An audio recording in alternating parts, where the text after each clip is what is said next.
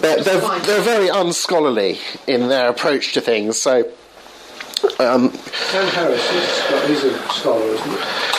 Well, they're scholars in the sense that they've got PhDs and professorships at universities like Oxford, but they're unscholarly in that they do things like... so Richard Dawkins, who in The God Delusion is the one new atheist who spends the most time of any of them actually trying to interact with the arguments for the existence of God and trying to show why they don't work from his point of view.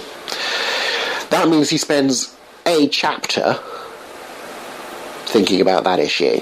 That is the most depth that any new atheist goes into the issue on. A chapter. He doesn't cover all of the arguments. The arguments he does cover, he tends to cover by doing something like saying, there's an argument called the cosmological argument that Thomas Aquinas made famous, and it goes something like this. Blah, blah, blah, blah, blah, blah, blah, blah, blah. Now, immediately I'm thinking, why don't you actually quote Thomas Aquinas? Why aren't you telling us how it does go? Why are you telling us a way in which one might put it? Well, because it turns out, of course, the way in which he puts it in the worst possible light. He ends up constructing what philosophy we call attacking a straw man. He can't fight back. It's just a deliberately weak kind of caricature that he doesn't reference, he doesn't quote.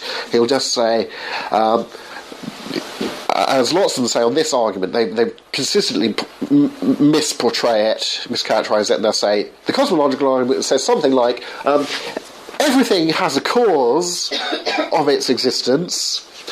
Oh look, there's the universe. Therefore the universe must have a cause of its existence, which is God. To which they can immediately come back and say, but hang on a minute. If you say the cause of the universe is God, you've also said that everything has a cause of its existence. So what's the cause of God's existence? Wouldn't it be simpler just to say the universe just exists and be done with it, rather than, well, of course, I know that's an excellent reply to a stupid argument that no theist actually makes. Because any proper version of the cosmological argument was well aware of this flaw in the way of putting things, and will say something like, everything that has a beginning to its existence must have a cause, or everything that's an effect must have a cause, or everything that's contingent must ultimately depend on something that's not contingent, that's necessary, or something like this. And would they say that God is beyond that? So they would say, and of course, if you ask the question, what caused God? Beginning to God. They would say God's something that's not got a beginning, or God's not contingent, or God's not... Yeah.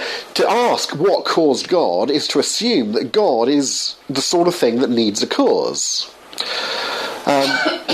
Which is just to sort of beg the question against God by saying that if anything exists, there's only one way in which it can exist, i.e. being caused by something else.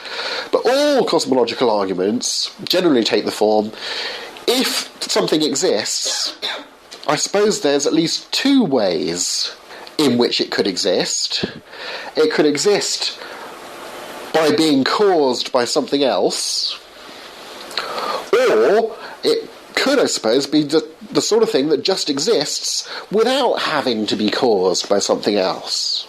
I suppose both of those are possible categories, either caused or not. There's no third option. Let's take a look at the universe. Does the universe look like the kind of thing that falls under category 1 or that falls under category 2? What reasons could we give for thinking that it falls under category 1, the kind of thing that needs to be caused by something outside of itself? And if you then say, well, I've got reasons for believing that the universe must have a transcendent cause, let's call it God, and then you ask the question, but what caused God? Well, nothing caused God. Maybe he's the kind of thing that doesn't need a cause. Surely... Indeed, if you don't allow that there is something that exists, that's the kind of thing that doesn't need to be caused to exist, and you do admit that something exists, what you'd have to say is, well, since I'd be claiming that everything that exists is the kind of thing that needs to be caused by something else, I'd be saying that there's an infinite regress of things causing other things causing other things. And many philosophers have thought that that's nonsense on stilts. Now there's an argument to be had there between atheists and theists, and obviously that argument's been going on for thousands of years and so on. But I think the real thing to grasp about the new atheists is that they don't even get into the proper discussion because they don't pay enough attention to what the argument is. What they want to do is just construct an easily dismissible straw man, say, here's a stupid argument, it's easily dismissible, right, now let's move on to the next one, ho ho, how stupid theists are, and that's the sort of thing that annoys atheist philosophers of religion just as much as Christian philosophers of religion, and there are plenty of atheist philosophers out there, foaming at the mouth, going, oh, these new atheists, they're giving us a bad name.